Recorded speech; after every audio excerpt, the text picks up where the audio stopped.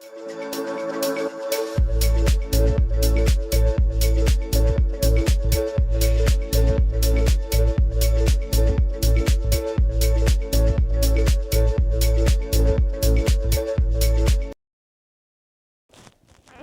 happening in the world? Today's November 15th. My name is Reagan, and here are your past week's headlines.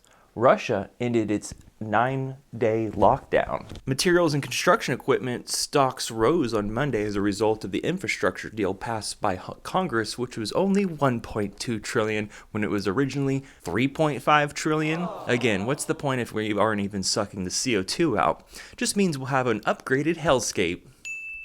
Okay, Ethiopia's civil war is getting worse, and China sent up a Shenzhen 21 spacecraft, a satellite with the stated purpose of identifying and cleaning up space junk. It has an orbital companion, but we're not entirely sure what it is. Also, there was that crazy snowstorm in Beijing where it snowed for like 48 hours straight. Back in America, Americans are carrying record amounts of debt as home and auto prices surge. Between July and September, U.S. household debt climbed to a new record at $15.24 trillion, the Federal Reserve Bank of New York said on Tuesday.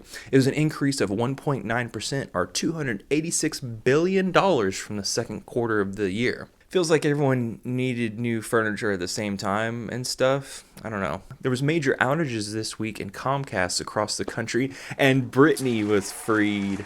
Astronauts are going back to the moon by 2025, and casinos made $14 billion in the third quarter of this year. There was the first female Army sniper that graduated. It's a milestone in the military-industrial complex of murdering people.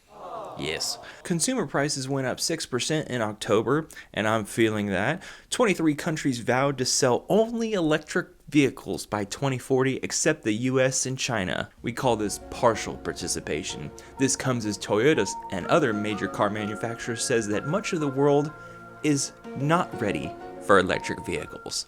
Womp womp. Poland sends tons of troops to the border of Belarus as a rising illegal immigration there.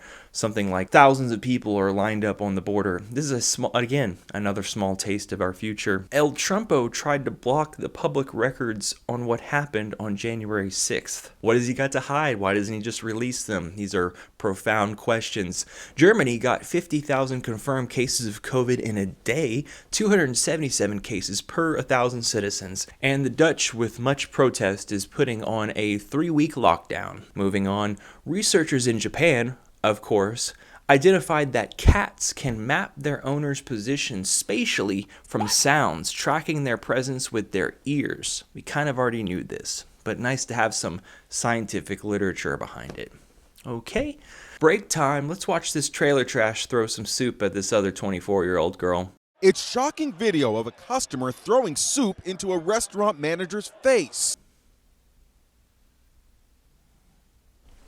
Poor woman. But that's America. The Subway tuna lawsuit is back, alleging that samples of the deliciously fake meal contain chicken, pork, and cattle DNA. This shit is gross.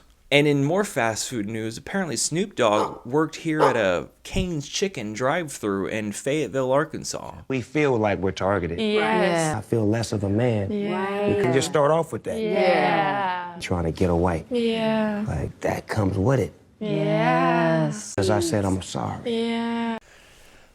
The pandemic caused 8 million tons of plastic, which is now mostly in the ocean. Words. Yeah. 4.4 million people quit their job in September. This and so that, but then There's a new FDA administrator that Biden will elect next month, and Steve Bannon was indicted over January 6th resurrection charges and is slated to turn himself in by today. Again, he's being indicted and not necessarily charged. India is considering a lockdown because of air quality. New Delhi is 4 times what is acceptable according to our American standards of air pollution, and that's bad. It's so bad that the Taj Mahal is barely visible. There were 65,000 COVID cases in one day in America. It's on the rise again. I think we're on our 5th wave. Boris Johnson's popularity is lowering, 27% approval now. 2/3 of voters see Johnson's party as, quote, sleazy, end quote. The ghost Antony Blinken is making his first trip to Africa, trying to find African solutions to African problems. We tried that with Afghanistan, right? Just making sure. Tens of thousands of Kaiser Permanente employees reached a tentative labor deal this weekend because late-stage unfettered capitalism means even yes, you in healthcare are diminished to working slaves and you are commodified to nothing. I learned this firsthand experience. What a disaster. Wilbur Smith died. He wrote When the Lion Feeds in 1964. One of his books sold 140 million copies. And I guess we'll just wrap up saying that COP26 is pushing and deferring all responsibilities to 2022 in Egypt, where countries must come back with specific plans on how they're going to reach net zero or zero carbon emissions. It was a day of frantic diplomacy as the US and European allies fought to defend weak offers on finance and forests to keep developing countries at the table. This is a fragile win, and we have kept 1.5 alive. Because we're going to still use coal in India and China because their economy and safety of their citizens matters. There's too many goddamn mouths to feed. Pretty much brace for 1.5 degrees as the baseline.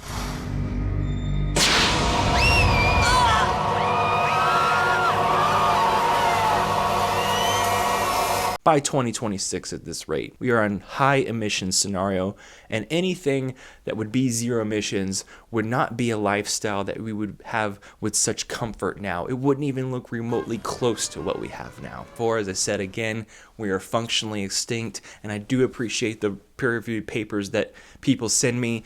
The Green New Deal is a lie. We still got some days left. Thanks for watching. If you made it this far, which I really hope for the algorithm, I do have a PayPal donation link now as per suggestion of one of my viewers. And of course the Patreon, which I always appreciate. Thanks for watching. This is What's Happening in the World, my weekly segment on the highlights of what is happening on your planet that you live and shit and eat and fuck on. Thanks for watching. Hit the like, hit subscribe.